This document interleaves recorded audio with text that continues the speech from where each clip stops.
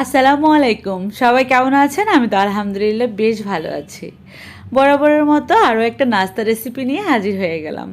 আজ তৈরি করে দেখাবো পাউরুটি দিয়ে ভীষণ মজার নাস্তা। সকাল বিকালের এই নাস্তা যে কেউ তৈরি করে নিতে পারবেন ঝটপট। খুবই মজার, মুখে লেগে থাকার মতো নাস্তা হবে পাউরুটি দিয়ে। আর কথা বাড়াবো না, চলে যাব মূল রেসিপিতে। আশা করব দেখে নেবেন ফুল রেসিপিটা। প্রথমেই নিয়ে নিচ্ছি পাউরুটি, যেটা ব্রেড, স্লাইস ব্রেড। তো এই ব্রেডগুলো আমি একটু কেটে পিস করে নেব, ছোটো ছোটো টুকরা করে নেব। এটা আপনাদের পছন্দ মতো টুকরা করে কেটে নিতে পারেন। তো একটা কেচি দিয়ে কেটে নিচ্ছি, চাইলে কিন্তু ছুরি দিয়েও করা যাবে বা হাত দিয়েও ছিঁড়ে নেওয়া যাবে। একটু ছোটো ছোটো সাইজ করে টুকরা করে কেটে নিচ্ছি পাউরুটিগুলো। আপনাদের পছন্দ মতো পাউরুটির পিস নেবেন, যদি বেশি কম নিতে চান আর কি, কোনো রকম সমস্যা নেই। আমি 4-5টা পাউরুটির স্লাইস পিস নেব। সবগুলো ব্রেড কাটা হয়ে গেছে।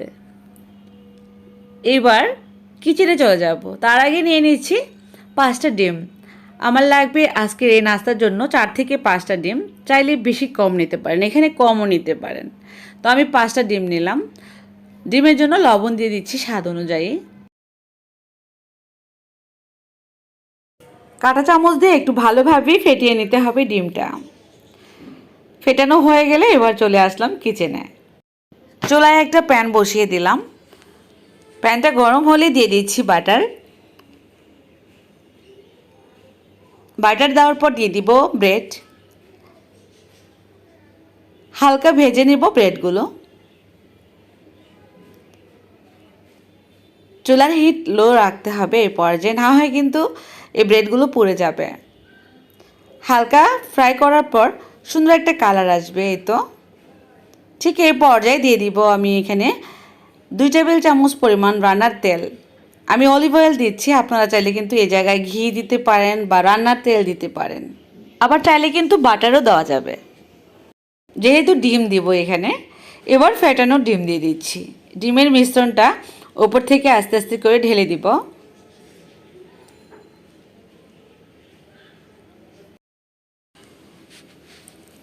সবটুকুই দিয়ে দিচ্ছি। এবার ঢাকনা দিয়ে ঢেকে দেব, একটু সমান করে দিচ্ছি।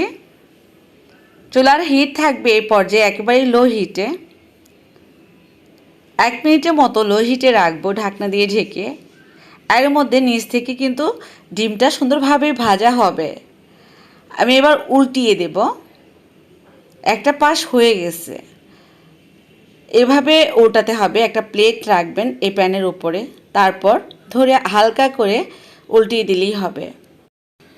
এই তো একটা সাইড হয়ে গেছে। এবার অপর সাইডটাও আমি ভেজে নেব। অপর সাইডটা ভাজতে একটু সময় লাগবে। চুলার হিট লো হিটেই থাকবে। আমি আরও একটু বাটার দিয়ে নিচ্ছি সাইড থেকে, যাতে করে নিচের দিকে বাটারটা চলে যায়। এই তো অলমোস্ট হয়ে গিয়েছে নাস্তাটা। তারপরও আরও একটু বেশি মজার করার জন্য দিয়ে দিচ্ছি টমেটো কেচাপ। এই জায়গায় চাইলে আপনারা পিৎজা সস দিতে পারেন। আমি টমেটো কেচাপ দিয়ে নিলাম 2 টেবিল চামচ পরিমাণ। ওপর থেকে একটু ভালোভাবে ব্রাশ করে দিচ্ছি। এবার আমি এখানে নিয়েছি চিজ আর গাজর, চিকেন। এখানে চিকেনটা কিন্তু কুক করা, মানে সেদ্ধ করা। কিভাবে সেদ্ধ করে নিয়েছি আর একটা রেসিপি আমি গত পরশুদিন দিয়েছি, আমি লিঙ্কটা দিয়ে দেবো এই ভিডিওর ডিসক্রিপশন বক্সে। আপনারা চাইলে সেই রেসিপিটা দেখে নিতে পারেন। তো দেখে নেবেন চিকেনটাকে কিভাবে সেদ্ধ করে নেওয়া হয়। তো সেই সেদ্ধ করা চিকেন থেকে কিছুটা পরিমাণ চিকেন দিয়ে দিচ্ছি গাজর কুচি, গ্রেট করা চিজ দিয়ে দিচ্ছি। এই চিজটাকে সবজি গ্রেটার দিয়ে গ্রেট করে নিলেই হয়। তো এইভাবে করে যদি আপনারা ডিপ ফ্রিজে সংরক্ষণ করেন গাজর কুচি, তারপর চিকেন, চিজ, তাহলে কিন্তু যখন তখন এই ধরনের নাস্তাগুলো তৈরি করে নিতে পারবেন। এবার লো হিটে 2-3 মিনিটের মতো চিজটাকে গলিয়ে নেব। লো হিটেই কিন্তু এই কাজটা করতে হবে।